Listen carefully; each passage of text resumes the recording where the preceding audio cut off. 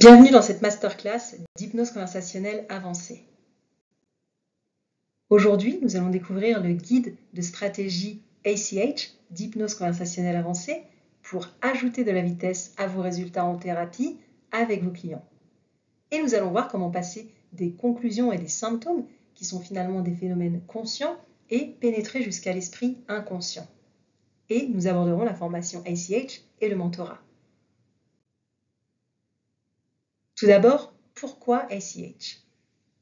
Alors, après avoir été formée en hypnothérapie clinique, dite ericksonienne, je me suis retrouvée à remettre en question les codes entourant l'hypnothérapie traditionnelle et le business model dans le monde de la thérapie. Malgré ces principes largement acceptés et promus par de nombreux experts, cela manquait de résultats significatifs et de certitude. Cela m'a poussée à chercher une perspective différente, divergente même, remettant en cause le statu quo et incitant à une réflexion plus approfondie. Il est fascinant de constater à quel point l'on a tendance à accepter ce que l'on entend sans en examiner les résultats réels. Alors que je percevais ces incohérences, je ne pouvais m'empêcher de me demander pourquoi il y avait un tel manque de remise en question générale. Et vous serez surpris de ce que j'ai découvert. Plus je réfléchissais à ces codes conventionnels, plus les failles de ces règles rigides devenaient évidentes. Il m'est apparu qu'il s'agissait simplement d'opinions de personnes perpétuées par des centres de formation, des gourous et ceux que l'on nomme communément experts. Gardez cela à l'esprit alors que je vous dévoile ce que j'ai mis en lumière. Et non, je ne vais pas vous répéter les concepts qui inondent les réseaux sociaux comme guérir votre enfant intérieur, les blocages que vous avez face à l'abondance ou la façon de manifester la vie de vos rêves, et je ne vous servirai pas non plus des clichés tels que plus vous êtes authentique, plus vous attirez le client idéal.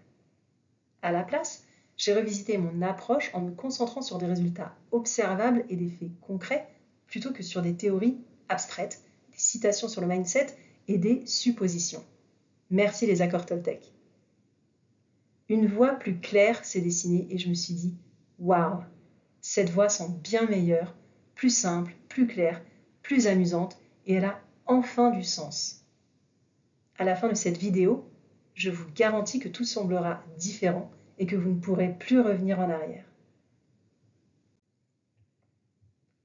La cause à effet dans l'ancien business model. Alors, on a un modèle à l'heure ou à la séance en thérapie.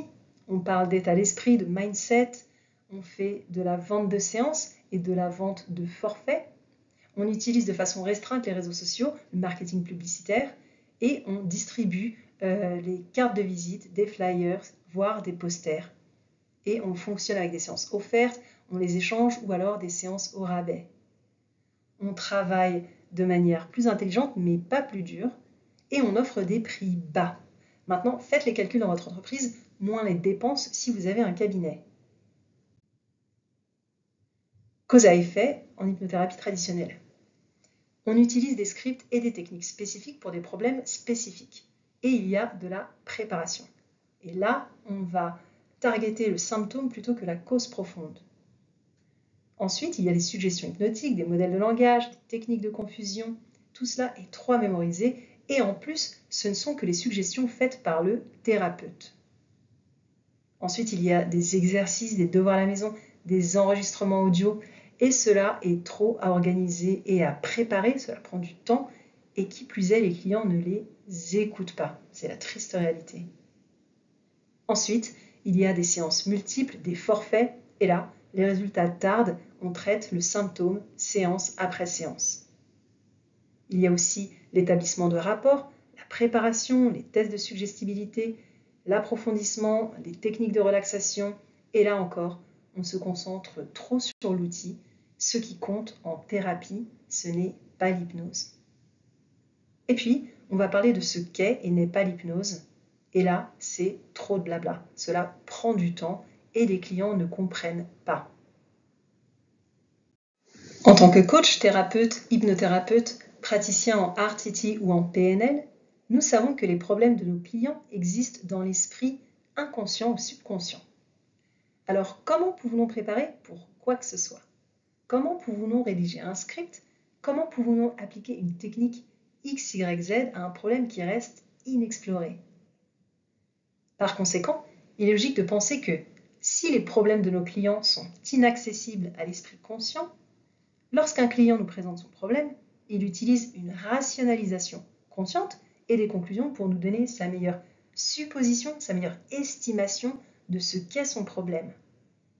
Il va alors décrire le symptôme, ce qu'il ressent et ce qu'il vit à cause de ce problème auquel il n'a pas accès.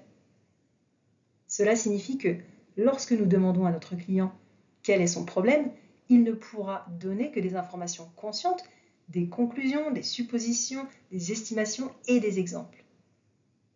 Ensuite, le thérapeute le plus traditionnel va prendre ces informations conscientes, ces symptômes, conclusions, suppositions, et va rédiger des scripts, trouver des techniques et ajouter ses propres suppositions quant à la meilleure façon d'aider ce client. Nous avons maintenant un client qui nous a donné sa meilleure estimation du problème et un thérapeute qui va prendre ces informations conscientes, c'est-à-dire symptomatiques, et y attacher une stratégie thérapeutique basée sur sa meilleure estimation. En conclusion, nous avons un thérapeute qui résout le symptôme, séance après séance, en se basant sur des conclusions qui lui ont été enseignées et des techniques censées résoudre ces problèmes, que sont les scripts pour arrêter de fumer, la timeline thérapie, les suggestions, ou alors des conclusions telles que tous les problèmes viennent des traumatismes de l'enfance ou de l'anxiété. Alors, quelle est la réponse? Laissez-moi vous montrer. Comment passer du conscient, des symptômes et des conclusions, à l'inconscient? Alors, observons ce qui se fait sur le marché. Nous avons un expert qui nous dit « Éliminez vos blocages face à l'abondance et développez une activité profitable en changeant votre état d'esprit seulement. » Mais si l'on observe cet expert, il utilise des publicités sur Facebook, sur YouTube, sur Instagram, etc. Il a des équipes de vente, des indicateurs de performance, des scripts et il fait de la veille, de la recherche. Il utilise les réseaux sociaux, il a des tunnels de vente, des pages de vente, il fait des partenariats, des collaborations, il fait de la vente incitative, de la vente de substitution ou complémentaire. Il a des appels stratégiques, il organise des séminaires, des événements, des webinaires et il a une chaîne YouTube et il fait de la monétisation. Alors, si l'état d'esprit était la seule chose, cet expert ne pourrait-il pas simplement utiliser son mindset versus tous ces outils pour attirer des clients sans avoir besoin de marketing? Alors, comment passer du conscient à l'inconscient? Lorsqu'un client nous parle de son problème, tout ce qu'il peut nous dire, c'est sa meilleure supposition. C'est-à-dire qu'il va nous donner le symptôme, des suppositions, des conclusions, sa meilleure description, des estimations et son expérience. Et à partir de là, on va utiliser des techniques, des scripts, des lignes de temps, la timeline thérapie, des régressions, des visualisations et des suggestions. Simplement, le client peut arborer de la résistance face à un script ou à une technique. Les scripts ne ciblent que le symptôme, les lignes de temps ne sont qu'une supposition, les régressions ce sont exactement pareil, et la visualisation, certains clients sont dans l'incapacité de visualiser. Et lorsqu'on parle de suggestions, ce sont les suggestions du thérapeute.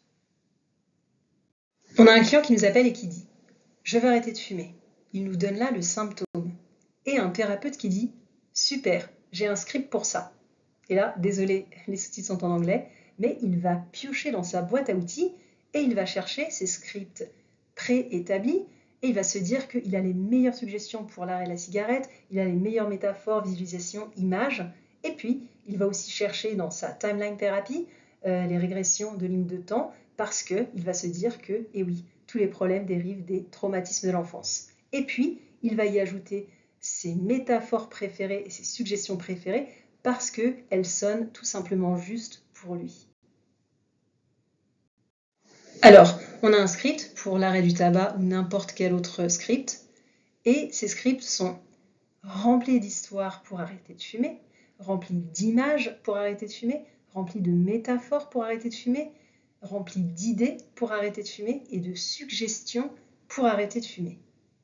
Le pire serait encore de télécharger des scripts pour arrêter de fumer écrits par quelqu'un qui ne connaît absolument rien du problème de votre client. Des scripts avancés avec des techniques avancées, tous destinés à résoudre le symptôme du tabagisme et non la racine du problème. Séance après séance, on adresse le symptôme encore et encore, incessamment. Lorsqu'un client nous parle de son problème, tout ce qu'il peut nous donner, c'est sa meilleure supposition. Alors, comment passer du conscient à l'inconscient? On a un client qui nous expose son problème. Donc, il nous donne son symptôme, ses conclusions et ses suppositions, alors que le véritable problème ne peut être identifié qu'en investiguant sans préjugés ni conclusions. Et là, malheureusement, nous commençons à résoudre les symptômes en nous basant sur des suppositions sans avoir mené une enquête approfondie. Mais nous ne pouvons pas résoudre le problème tant que nous ne savons pas ce dont il s'agit. Il faut donc enquêter sur le problème, rechercher des informations inconscientes par opposition aux informations conscientes délivrées, isoler le contexte du problème et rechercher les nœuds. Introduction à l'hypnose conversationnelle. Pour comprendre ce style, il faut abandonner les approches traditionnelles de la thérapie. Si vous rencontrez des problèmes avec les méthodes traditionnelles, que ce soit la lenteur, l'incertitude quant à la marche à suivre, l'absence de percée pour les clients, les séances multiples, la préparation, l'écriture ou l'achat de script, il est nécessaire de penser différemment et d'abandonner ces anciennes méthodes pour comprendre cela. Une grande partie de ce style d'hypnose conversationnelle repose sur la façon dont vous pensez à l'hypnose dans son ensemble pour créer une perception plus profonde de ce qui se passe avec vos clients. Il s'agit de comprendre leur état d'esprit par rapport à leurs problèmes et de comprendre pourquoi ils sont bloqués plutôt que se demander ce que vous devriez faire, qui est une pensée basée sur les techniques. Ce que vous devez vous demander, c'est ce que le client doit bien penser pour changer sa relation avec son problème. Ce n'est pas ce que vous pouvez dire, penser ou faire, mais ce qu'ils doivent penser. La thérapie n'a rien à voir avec vous en tant que praticien, car il s'agit du problème de votre client. Et mon seul objectif avec chaque client est de comprendre la perception qu'il a de son problème, les conclusions auxquelles il est parvenu et de trouver les nœuds dans ces conclusions pour trouver la faille, car toutes les conclusions en ont une, afin de libérer mes clients des nœuds qui les maintiennent coincés.